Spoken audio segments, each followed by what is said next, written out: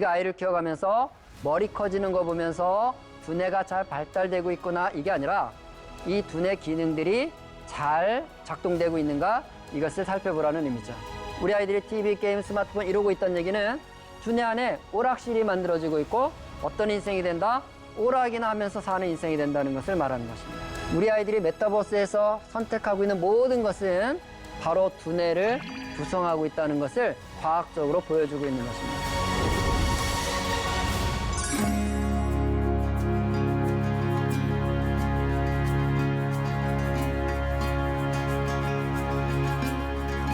안녕하세요. 저는 사단법인 누리미디어 교육센터 권장희 소장입니다.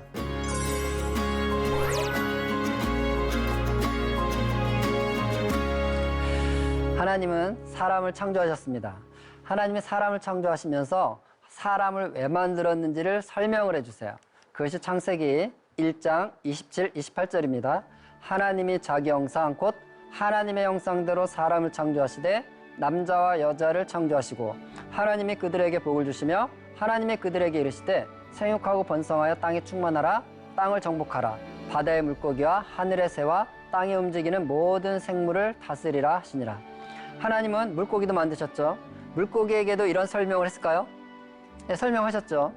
물고기에게는 물고기야 너희들은 바다를 가득 채우는 존재가 되라 이렇게 얘기하셨어요. 창세기 1장에 보면.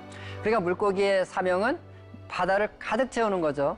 그래서 물고기를 해부에 배를 갈라보면 물고기들은 알을 많이 품고 있어요. 물고기들이 알을 많이 품고 있는 이유는 바다를 가득 채우는 게 그들의 사명이기 때문이죠. 하나님의 사람을 하나님의 형상으로 만드시고 하나님과 함께 이 땅을 통치하고 다스리도록 만들었다는 얘기는 사람은 그렇게 살아낼 수 있는 장치가 있다 이런 뜻을 의미하는 것입니다. 그 장치가 바로 두뇌라는 것을 최근에 두뇌과학에서는 이야기하고 있습니다. 두뇌는 하나님의 형상을 우리가 살아낼 수 있도록 만들어진 운영체계라고 볼 수 있습니다.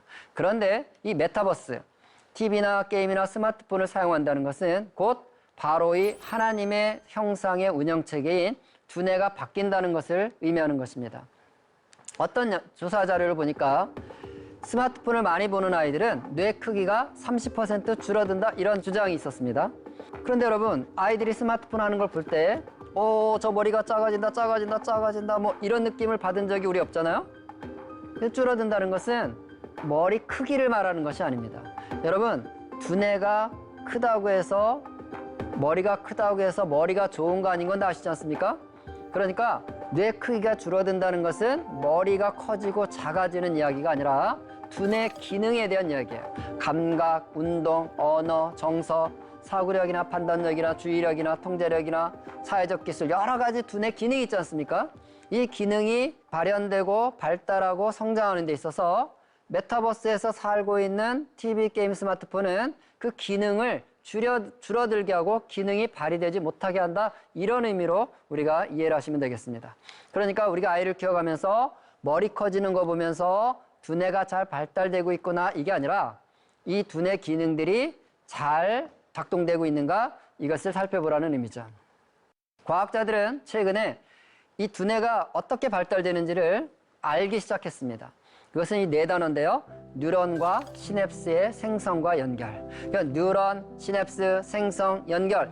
이 네 단어는 두뇌가 어떻게 작동되고 어떻게 발달되는지를 보여주는 굉장히 중요한 네 개의 개념입니다. 네 단어를 잘 알고 있다는 얘기는 두뇌 발달을 잘 알고 있다 이런 뜻이에요. 네 단어를 잘 모른다는 얘기는 두뇌가 어떻게 발달되는지를 잘 모른다는 것입니다. 근데 이것이 너무 중요한 거예요. 왜냐하면 예를 들어 보겠습니다.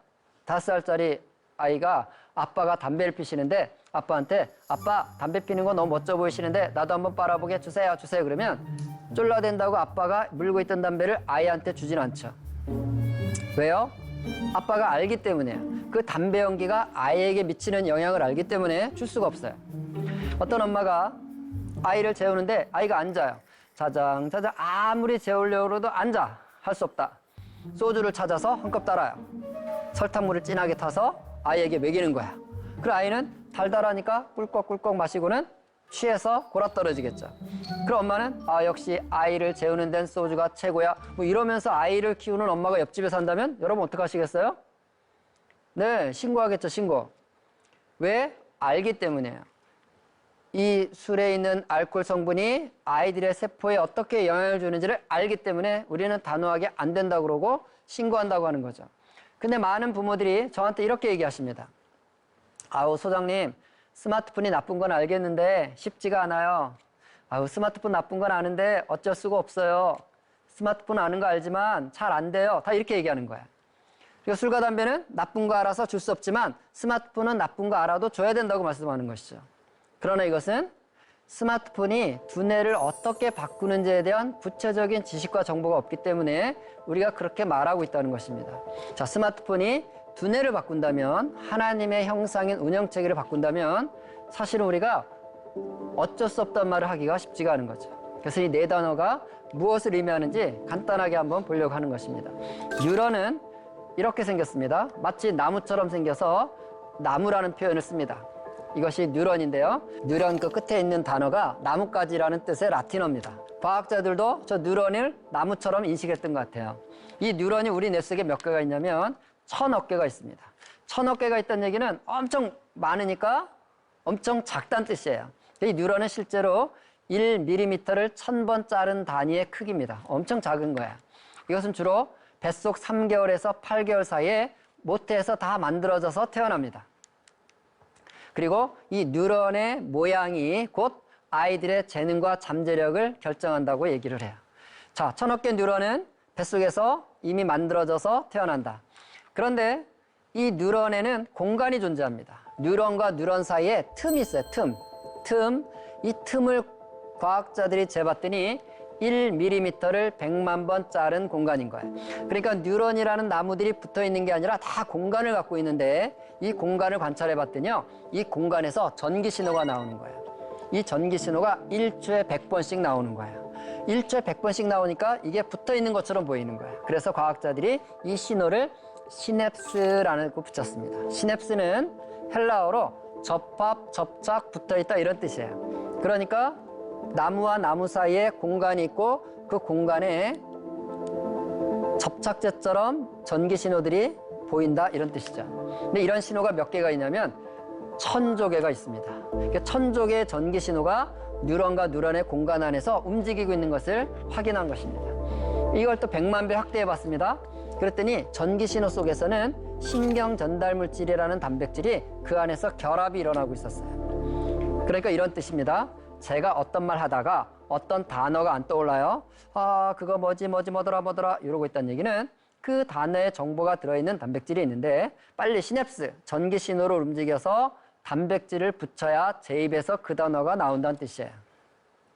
그럼 뭐지 이러고 있다는 얘기는 이 단백질이 붙들랑말랑 그러고 있다는 뜻이야.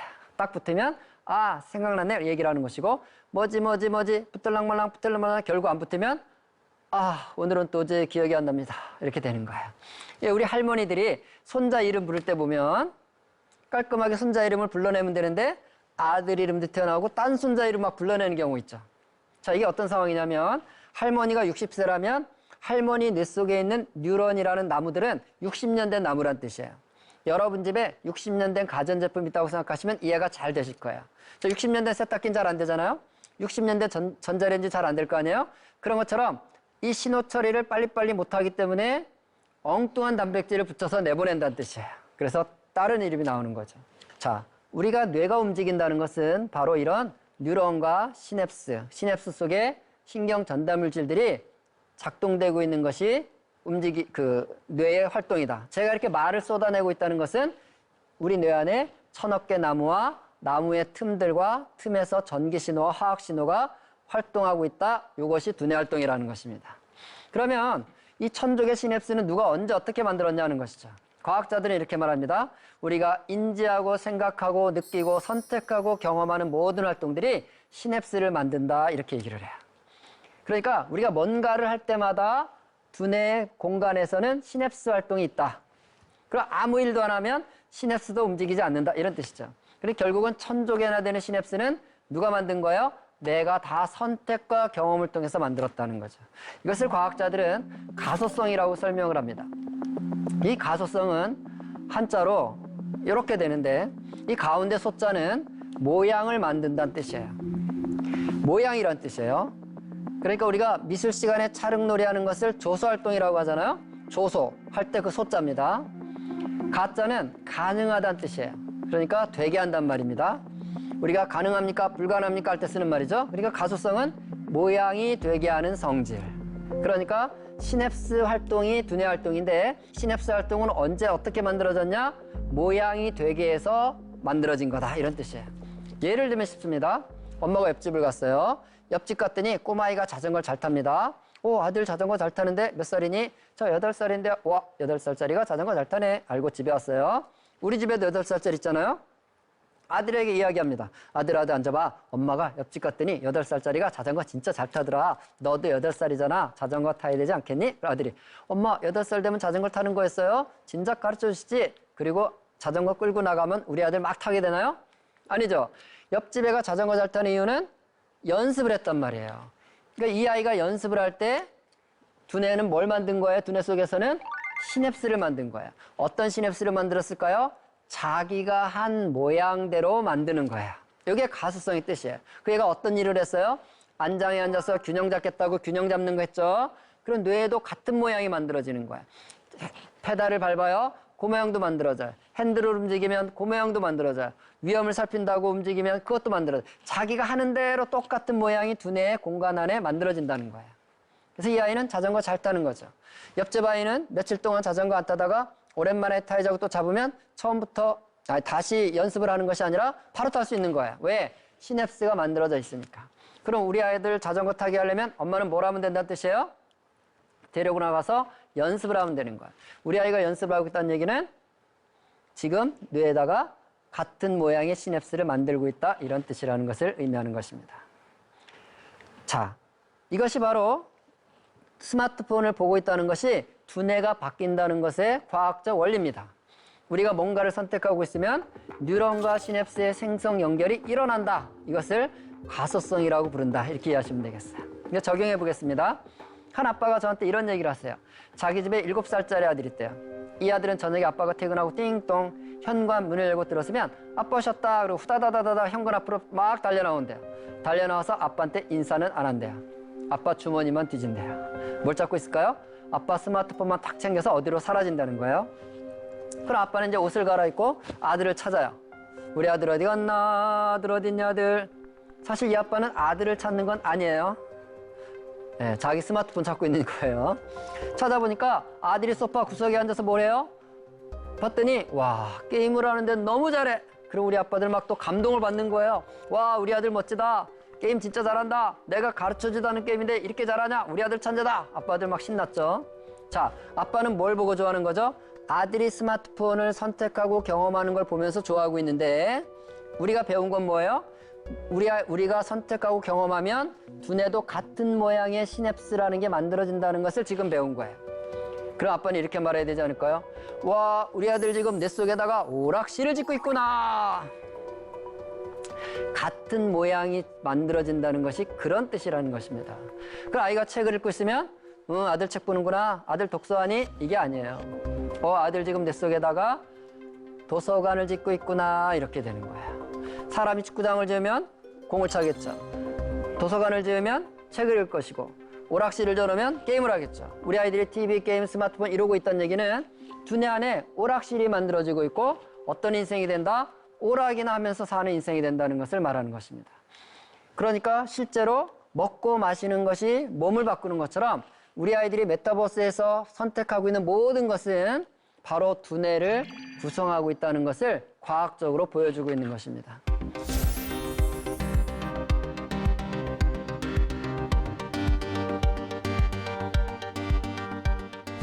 그러면 두뇌 안의 오락실도 물리적으로 어떻게 만들어지는 것인지 잠깐 더 설명해 보겠습니다.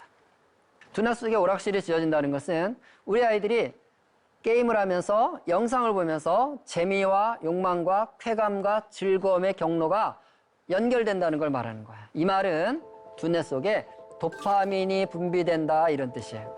그러니까 도파민이 분비되면 우리 뇌는 만족감과 재미와 쾌감과 즐거움이 있다는 것을 말합니다. 그러니까 영상 자극이 눈을 통해서 귀를 통해서 영상 자극이 뇌로 들어가면 우리 뇌에서는 측자핵을 건드리게 됩니다. 이 측자핵은 도파민 공장이에요. 그래서 도파민이 분출되기 때문에 뇌에서 뭘 느낀다고요? 재미와 쾌감을 느끼는 거예요. 그러니까 실제로 보고 듣는 것이 뇌 안에서는 구체적인 물리적인 현상이 나타나는데 도파민이 나온다는 거예요. 그러니까 우리가 아이들이 게임하면서 맨날 재밌다 재밌다 그러잖아요. 그리고 아이들은 뭔가 할 일이 없다 싶으면 엄마 게임하면 안 돼? 자, 게임하고 싶어? 이 말은 무슨 뜻인가요? 엄마, 내 뇌 속에서 도파민을 경험하고 싶어. 도파민 쏟아내게 해줘. 그게 바로 게임을 하고 싶어 하는 마음이라는 거죠. 그런데 우리 인체는요, 항상성이라는 게 있습니다. 이 항상성은 대표적인 것이 체온이에요, 체온. 우리 체온은 36.5도라는 항상성이 있죠. 그래서 36.5도의 항상성이 깨지면 문제가 생기는 거예요. 우리 체온이 40도가 되면 사람은 죽습니다. 그래서 아픈 거예요. 자, 열이 나면 막 아프고 괴롭고 힘들다는 얘기는 빨리 항상성을 유지해라 라는 신호인 거예요. 왜냐하면 그 항상성을 유지하지 않으면 죽기 때문이에요. 그래서 막 해열제도 먹고 검사를 해서 왜 열이 나는지 알아가지고 항생제도 먹고 낮추는 거예요. 또 저체온 36.5도의 항상성에서 33도가 되면 역시 죽어요. 그래서 괴롭고 아픈 거예요. 무슨 뜻이에요? 빨리 항상성을 유지하라 이런 뜻이죠. 그러니까 우리 인체 여러 항상성들이 있는데 우리 두뇌에는 도파민 항상성이 있다고 합니다. 도파민 항상성은 우리 두뇌가 도파민이 50개가 나왔을 때 우리 뇌가 최적의 활동을 하도록 세팅, 초기 값이 있다는 뜻이에요. 디폴트 값이 있다는 뜻입니다. 마치 체온의 디폴트 값이 있는 것처럼 우리 두뇌에는 도파민 양의 디폴트 값도 있다. 그런데 게임을 하거나 영상을 보면서 강한 자극이 들어와서 도파민 수용체인 측자핵을 건드리면 도파민이 항상성을 잃고 100개가 나온다는 얘기예요. 도파민 100개가 나오면 쾌감은 확 증가하지만 필요 이상으로 많은 도파민 때문에 두뇌가 괴로움을 겪는 거야.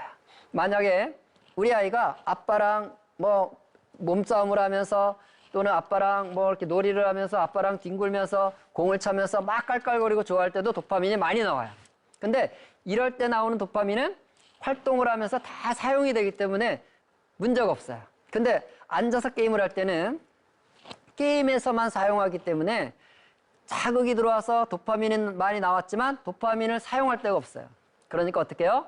도파민 공장에다가 피드백을 보낸다는 뜻이에요.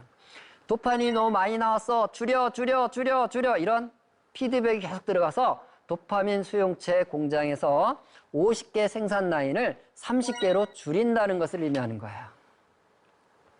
그러니까 게임을 많이 하다 보면 또는 영상을 많이 보는 아이들은 그 자극에 의해서 즐거움은 많이 누렸지만 도파민 공장의 생산 라인은 30개로 줄어들었다는 것을 말하는 거예요. 근데 게임을 할 때는 상관이 없어요. 자극이 강하니까 생산 라인이 30개로 줄였어도 50개가 나오는 거예요. 근데 문제는 일상생활을 할 때입니다. 그러니까 아이가 앉아서 30분 동안 숙제를 해야 되는데 도파민이 50개가 필요하다는 뜻이에요. 그런데 이미 공장 사이즈가 줄어들어서 도파민이 30개밖에 안 나오면 30분 동안 집중해서 숙제를 할 수가 없는 거예요. 그래서 10분만 지나면 벌써 아이가 일어나서 돌아다니고 있는 거예요. 자꾸 딴짓하고 있는 거예요. 부모 보기에는 답답하죠. 왜 너는 30분을 앉아서 할 일을 못하니? 이렇게 얘기하는데 왜 그렇다고요? 도파민 양이 부족하다 이런 뜻이에요.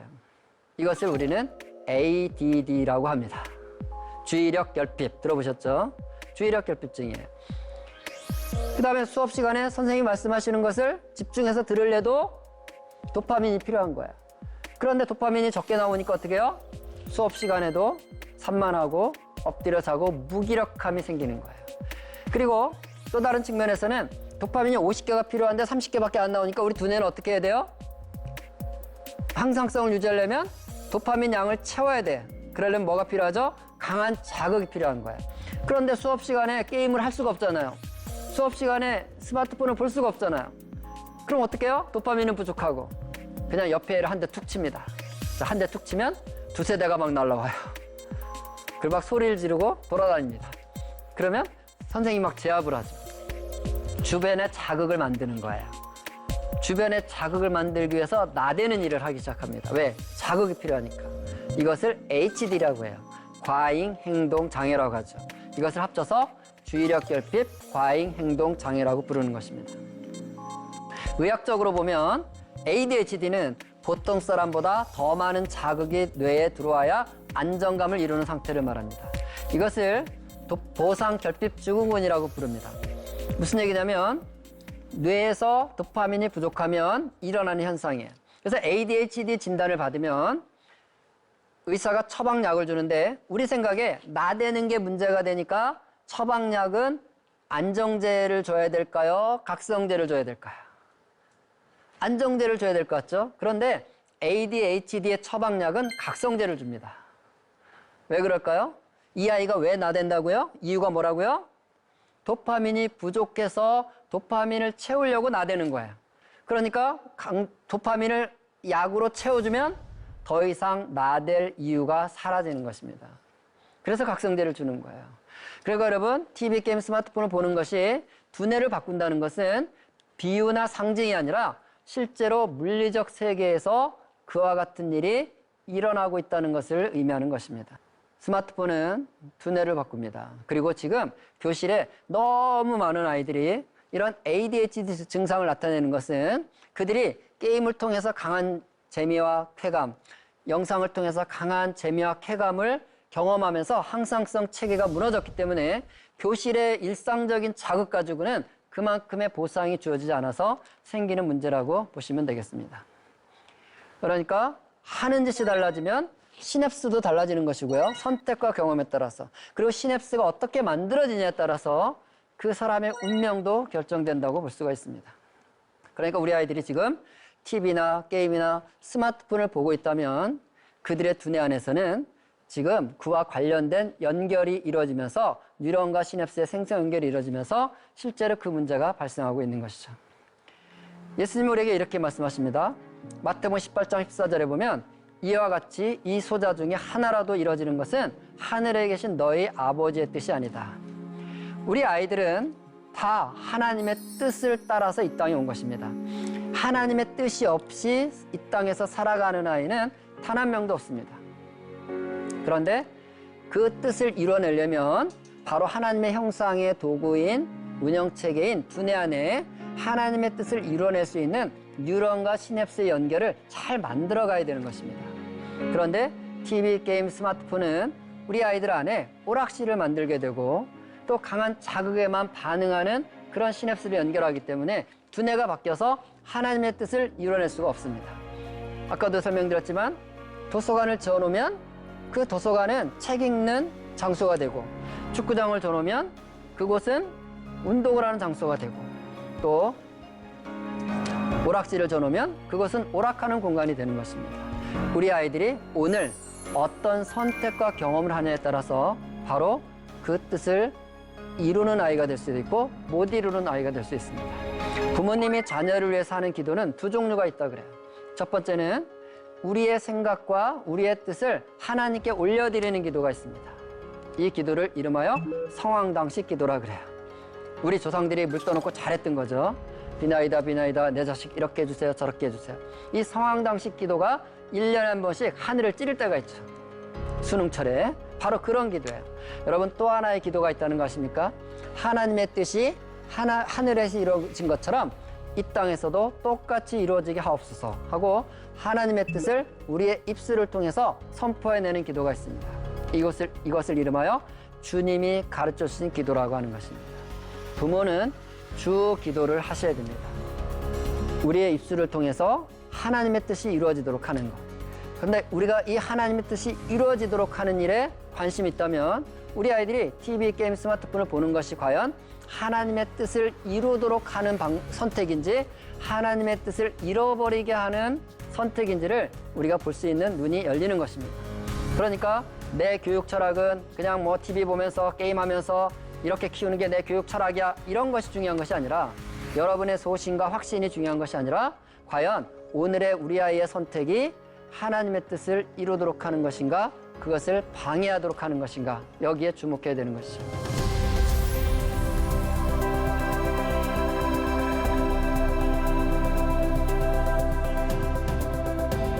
여러분 우리 아이가 지금 무엇을 보고 무엇을 듣는 것 그것이 선택과 경험이 두뇌 뉴런과 시냅스의 생성 연결의 구조를 바꾼다는 것에 대해서 우리가 좀 인식하면서 아이가 메타버스에서 있을 때 그들을 바라볼 때 그들이 하나님의 형상의 도구들을, 하나님의 형상의 운영 체계들을 잘 유지하고 발전시켜 나갈 수 있도록 지혜롭게 도와주는 그런 부모님들이 됐으면 좋겠습니다.